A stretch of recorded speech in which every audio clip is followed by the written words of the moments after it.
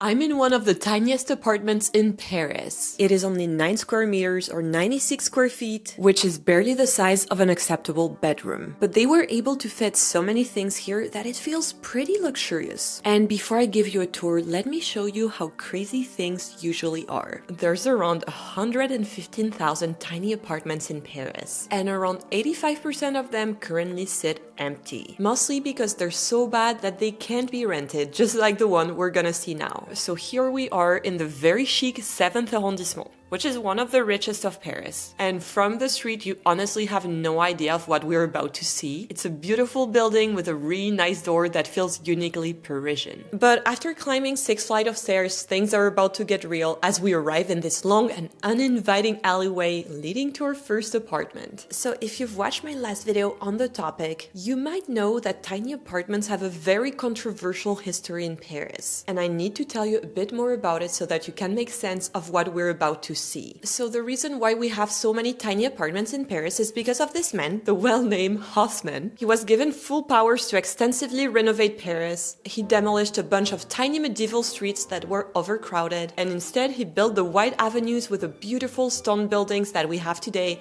and that, in my opinion, make Paris so beautiful. But as you'll see, hide a lot of secrets. And an interesting thing about these buildings is that they were designed to mirror the social hierarchy of the times. So the fanciest floors were at the bottom, so remember, elevators were not a thing back then. And as you went up, things got less fancy. That is, until you reached the last floor, which is often the 6th floor, that was made to house the servants of the people who lived in the fancy apartments below. And as you can expect, back in the 19th century, servants didn't have the best living conditions. So the 6th floor was just a bunch of very bad tiny rooms that were called chambre de bonne, which means maid's room in French. Since around 60% of buildings in Paris today are Haussmann-style buildings, these tiny apartments are absolutely everywhere. And to be honest, not much has changed since the 19th century, and we're gonna see it for ourselves right now. Okay, so back in the day, there was no running water inside the rooms on the last floor. So there was one shared sink, which you can see the remnants of right here, and everyone also shared a toilet, which you can see right here. You have to remember that it's still in use, because even today, some of these tiny apartments don't have toilets, and the people who live there have to use this common toilet, which is so disgusting that it makes me grateful for the comforts of modern and private bathrooms. Okay, so now let's check out the apartment. It is only 9.5 square meters, which is 102 square feet. And let's start with what's maybe the only positive thing about it. Since it's on the last floor, it has a very nice view over the roofs of Paris, but this also means that we have slanted ceilings, which makes the place feel not very spacious. They've also converted part of the unusable space into storage, which,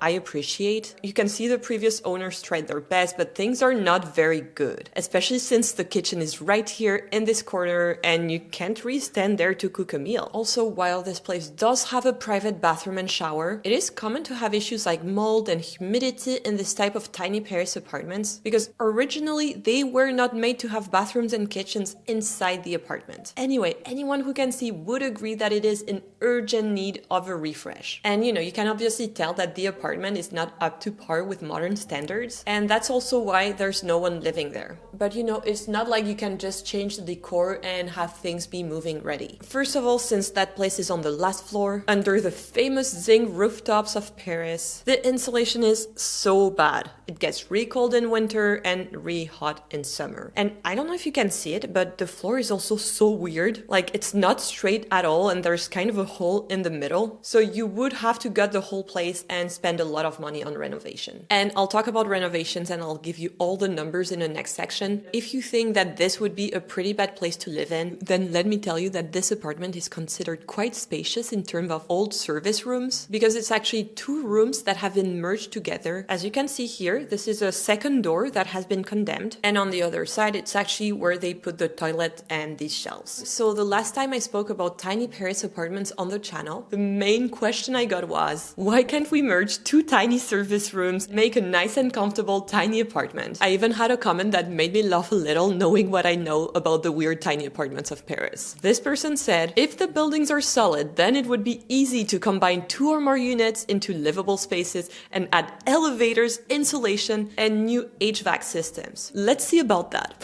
So as you can see, when you merge 2 tiny maid's rooms, you don't really get a big place. Plus, most tiny apartments that are on the same floor as the one we just visited are actually even smaller, so they cannot be rented legally, and most people just use them as storage. Like as you can see, our tiny apartment is the only one with a doormat. And to be clear, in France, since 2002, you cannot rent an apartment that's less than 9 square meters, which is 97 square feet, and is honestly very, very small. Keep in mind as well that they only count the parts of the apartment that have a ceiling height of at least 2.2 meters, which is 7 feet 2 inches. You know, this is a very serious matter. They actually have a licensed home inspector come and measure your place and then give you official paperwork. So for example, in the apartment we just saw, we're only taking into account these parts to get a size of 9.5 square meters or 102 square feet. But the floor surface is around 15 square meters or 161 square feet. And unfortunately, a lot of old service rooms are under the legal limit, so you just cannot legally rent them. And originally the service rooms were sold with the fancy apartments below. Also, a lot of the people who own them already have a big apartment, so they don't need the extra square footage. And they just use them as storage and kind of forget about them, either because they're too small to rent legally or because they don't think it's possible to renovate them, and I'm gonna show you why. And if you're gonna be traveling, you have to try one of my favorite hacks to get data on my phone anywhere I am, which is today's sponsor, Airalo. With Airalo, you can buy affordable data plans around the world through eSIMs in over 200 countries and regions. And I've been personally using them for over 3 years, and they make traveling so much easier since I know they're pretty much anywhere. For example, right now, I'm planning a trip to Iceland, and they do have an eSIM available. How it works is that I install my eSIM on my phone before getting on the plane, and when I land, I just have to activate it to have data on my phone. I don't need to worry about finding a Wi-Fi connection or a physical SIM card. One thing I really like about Airalo is that they have so many different locations available, so it really adds peace of mind. And they also have regional plans as well. So for example, if you're coming to Europe and visiting several countries, you can buy their Europe eSIM with my code Lucille3 for $3 off and get data in 42 different countries for the duration of your trip. If you want to try it, you can download the Airalo app using the link in the description, or scan this QR code and use my code Lucille3 to get $3 off your first eSIM. So I was able to see this unused apartment because it has just been bought by a company that specializes in renovating very bad tiny apartments, and most of the time the places they renovate are so bad that they've been sitting empty for a while or sometimes have been abandoned for years. And this company is called Adam, and they are not sponsors of this video at all. I've just been following them around for the past few weeks to see how they turn these dumps into actual comfortable tiny homes, like the one I'm gonna be staying in later. And let me tell you, it is no small feat at all. So when they renovate these places, things are so bad that they kind of have to start from a clean slate and fully gut the apartment. And this is why I'm here on a rainy Paris night in front of, once again,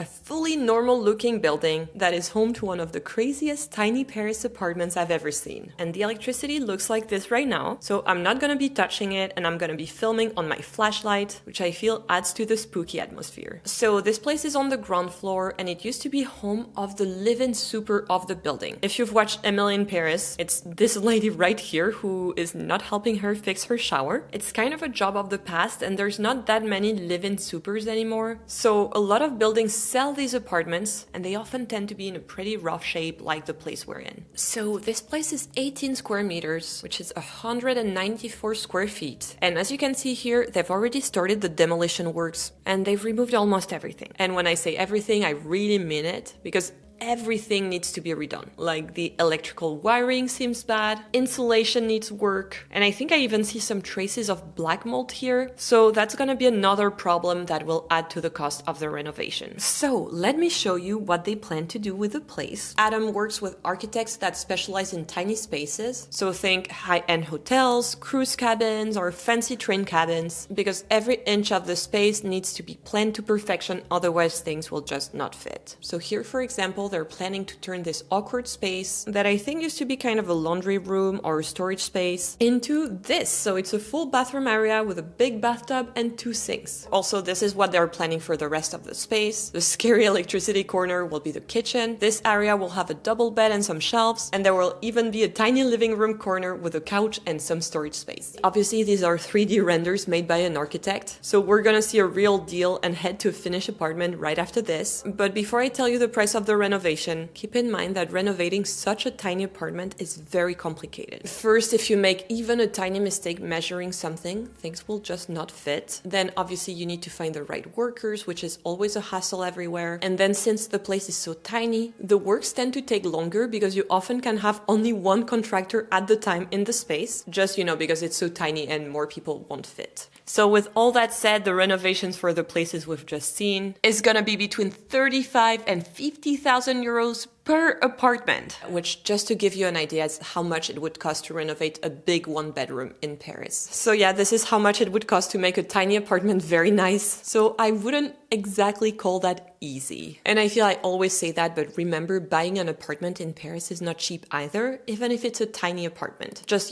check out the prices of apartments of a similar size. Alright, now that we've seen how crazy things can get, let's get back to our luxurious tiny apartment. And I say luxurious because it's pretty crazy what they were able to fit in 9 square meters or 96 square feet. And I'll show you, but you'll see a lot of this is hidden behind these mirrors. And remember, you have to imagine that before it looked something like this. So from what I've been told, it belonged to a family that used it to host an au pair and then kind of stopped using it. And that's a good thing because this is no way to live. Look at how bad the bathroom is and how cracked the walls are. And during this tour, I'm gonna challenge myself to do my full daily routine in this apartment. So I'm gonna relax, freshen up, and eat in this tiny space, all that while we discover its secret features. So right when you enter, the first thing you notice is this floor. That's actually exactly the one they use in cruise ships. So as I was telling you before, one of their first inspirations for these tiny apartments were luxury cruise ship cabins and sleeper train cars. Then you see the bed/couch, which you can access through this little custom-made step. And I have to say that usually I'm not really into couch beds because they are neither a couch nor a bed. But here, this one is very comfy. What I like here is that the couch pillows behind me are actual couch pillows. So you have some actual support and you're not like awkwardly sliding out of the couch. And when you're ready to use it as a bed, you can just throw these away, or even better, if you're a bit tighter than me, you can put them into the many storage areas we have here. So as you can see here, the 3 couch pillows really fit in here. It's a super wide storage space. I've seen a lot of people put their suitcases here, but that's not what I've personally done because we have so much storage all around here. Personally put my bag right here where you have a little bit of space to hang your stuff. And you also have an ironing board, which I'll never use. But anyway, we'll check out what's behind those doors in a bit. But back to the bed, this one is just as big as the one I have at home. And it truly feels like an actual bed. Like you have a super thick memory foam mattress, a nice headboard, a beautiful decorative shelf. And my favorite thing that has to be this little storage nook where you can put all the stuff you need next to you before bed, and where you have a convenient outlet, a light switch that controls the whole tiny apartment, and a little reading light that, to be honest, feels like the one you have at hotels. And also, I don't know if you agree with me, but I really like what they did with the decor. It feels super modern, but they also kept the Parisian charm with the exposed wood beams that you can see on the ceiling, which are very typical of the architecture of the neighborhood we're in, which is called Le Marais and is known for its medieval buildings. And now I'm finally gonna be able to take off the first item on my list, which is relax. So here I'm gonna watch a few of my favorite YouTubers on the TV that's right in front of me. Alright, so the bed and the storage area are pretty nice, but there's actually a bunch of hidden stuff in this apartment, and we're gonna check it out. Alright, so the first one is right under the bed. It is a washer dryer. So this is truly the smallest washer dryer I have ever seen. And if you've ever lived in a big city, you know that washer and dryers are kind of a luxury. But check this out. It is super tiny, so like you can fit maybe the tiny load, but it exists, and that's pretty nice. It's right under the bed. And seriously, when you live in a tiny apartment, it's such a luxury to do your laundry at home. And next on my list is freshen up in the bathroom. And since this is a family-friendly channel, I won't be giving you a demo, but here the bathroom is thought as one wet zone with a shower, which looks pretty nice for such a tiny place. You even have some kind of rain shower. And then you have the toilet slash sink area with a very designy tiny sink that works like this. You also have a good sized mirror, which I feel is enough to get ready in the morning. You have some ventilation and some storage space over here. And then you have a really cool toilet. So if you've been on the channel for a while, you know that I like Japanese style toilets. So I have to say that I was pretty excited with this one because it's motion activated and it has a heating seat. But anyway, enough about the toilets and let's move on to my favorite feature of this tiny apartment. So I told you before, there are a lot of things hiding behind the mirrors. And here we have a tiny kitchen.